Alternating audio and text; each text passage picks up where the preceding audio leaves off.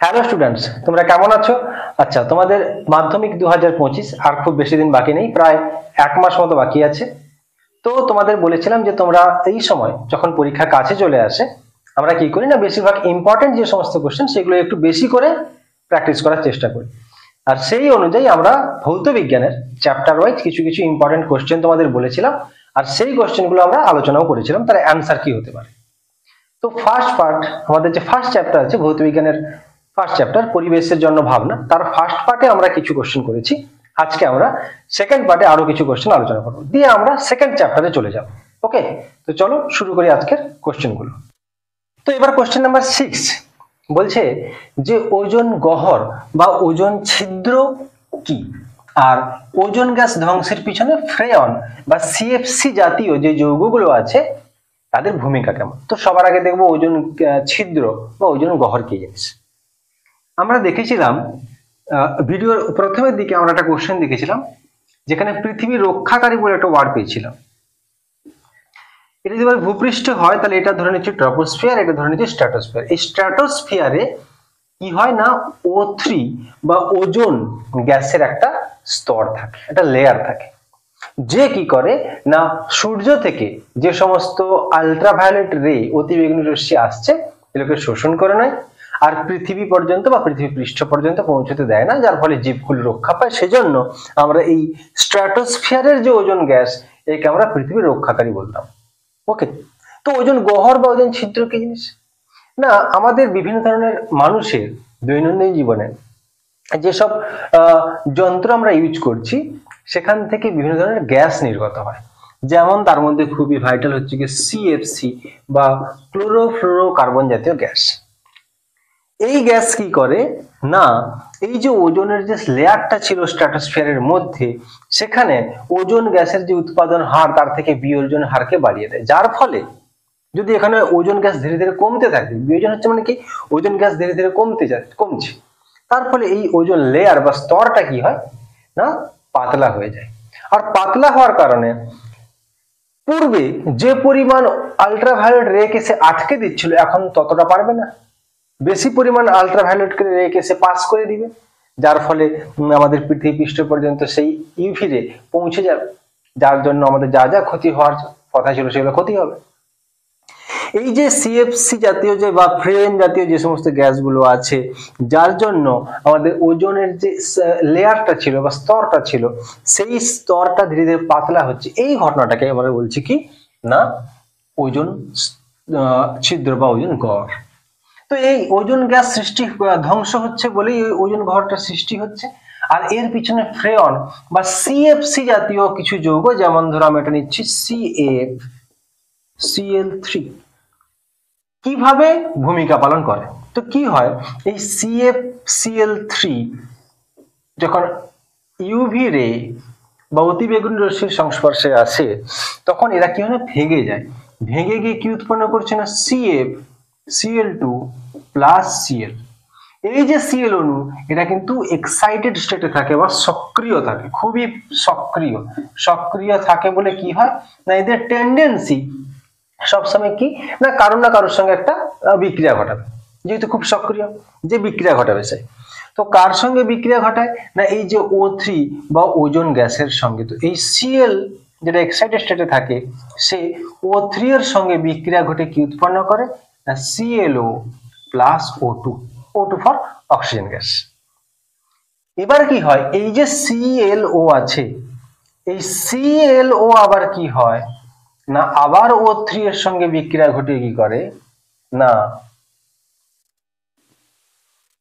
2O2 plus Cl, এ আবার excited স্টেটে থাকে।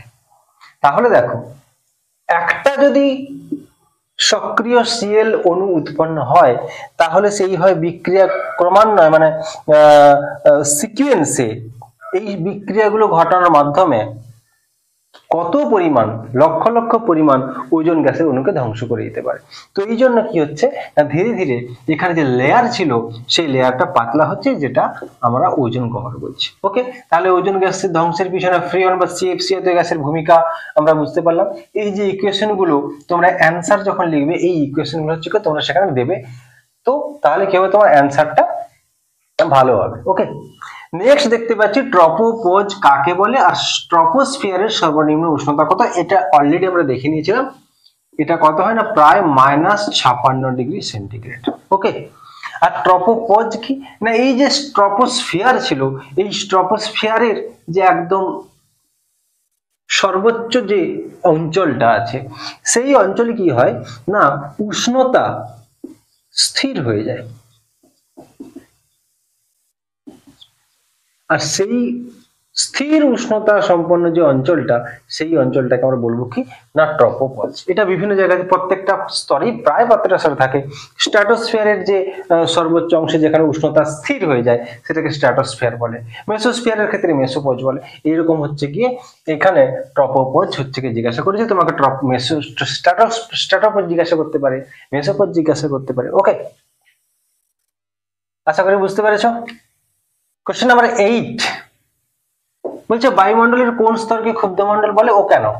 আর 9 বলছে বায়ুমণ্ডলের কোন স্তরকে শান্ত মণ্ডল বলে ও কেন। এগুলো অবশ্যই খুব ইম্পর্টেন্ট যেমন, আর এগুলো তোমরা জানো আশা করি, কারণ এই কোশ্চেন গুলো বারবার পড়ে। তো ক্ষুব্ধমণ্ডল কাকে বলে, এটা হচ্ছে গিয়ে ট্রপোস্ফিয়ার।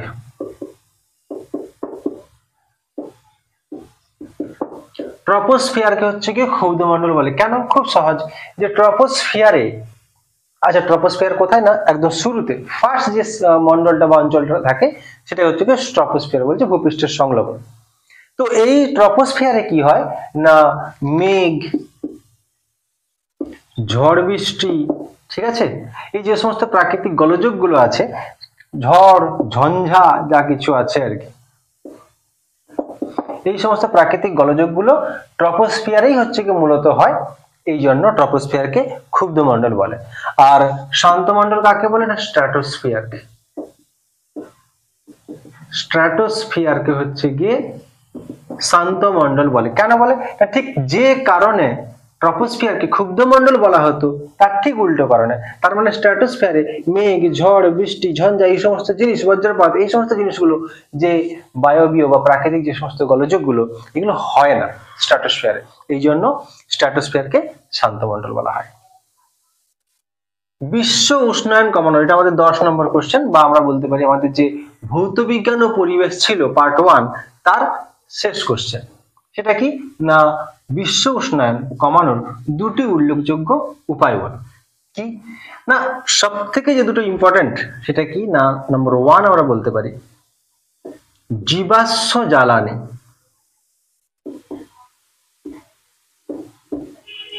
ব্যবহার কমানো।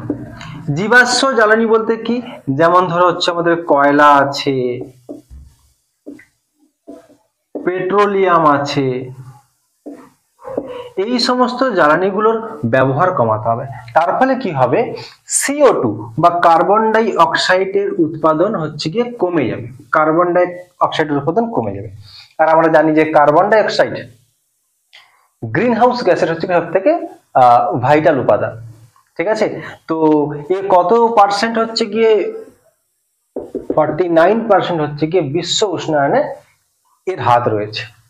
তো যদি CO2 এর হচ্ছে গিয়ে পরিমাণ হচ্ছে গিয়ে কমে যায়, উৎপাদন কমে যায়, তাহলে কি হবে না, আমাদের বিশ্ব উষ্ণায়ন হচ্ছে গিয়ে কিছুটা পরিমাণ কমে যাবে।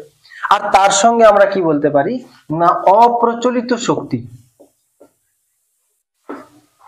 অপ্রচলিত শক্তি যেমন কি সৌর শক্তি, জোয়ার ভাটা শক্তি, সৌরশক্তি, জোয়ার ভাটা শক্তি, এই সমস্ত অপ্রচলিত শক্তির যে ব্যবহার সেটা আমাদেরকে বাড়াতে হবে। এর ফলে কি হবে না, এই অপ্রচলিত শক্তির ব্যবহার করলে কি হয় না, আমাদের CO2 বা যে সমস্ত গ্রিন হাউস গ্যাস আছে এই সমস্ত গ্যাসগুলো উৎপন্ন হয় না, বা CFC জাতীয় যে সমস্ত গ্যাস রয়েছে, যৌগ রয়েছে, সেগুলো উৎপন্ন হয় না। তার ফলে কি হবে না, আমাদের বিশ্ব উষ্ণায়ন অনেকটা কমে যাবে। এর সঙ্গে আমরা আরো কিছু বলতে পারি যে CFC বা ফ্রেয়ন জাতীয় যে সমস্ত গ্যাস রয়েছে এদের উৎপাদন কমাতে হবে। এদের উৎপাদনও যতটা সম্ভব কমাতে হবে। তো এই রকম কিছু আমাদের উপায় রয়েছে যার জন্য আমরা বিশ্ব উষ্ণায়নকে কমাতে পারি। এই যা কিছু কোশ্চেন গুলো করালাম, এই কোশ্চেন গুলোর ফুল পিডিএফ আমার টেলিগ্রাম চ্যানেলে দেওয়া আছে, যার লিংক তোমাদের ডেসক্রিপশনে দেওয়া আছে। ওকে, তো তোমরা সেখানে গিয়ে এর পিডিএফটা তোমরা নিয়ে নিতে পারো। আর যদি তোমাদের ভালো লাগে তাহলে কমেন্টে তোমরা জানাবে, যদি কোনো কোশ্চেন থেকে থাকে তাও তোমরা কমেন্টে জানাতে পারো। নেক্সট ভিডিও হচ্ছে কি যে পার্ট 2 যেটা আছে, যেমন কি না আমাদের ওই যে শক্তি এবং তার ব্যবহার, সেটা আমরা এর পরের ভিডিওতে দেখব। ওকে, তো মন দিয়ে পড়াশোনা করতে থাকো। Thank you so much.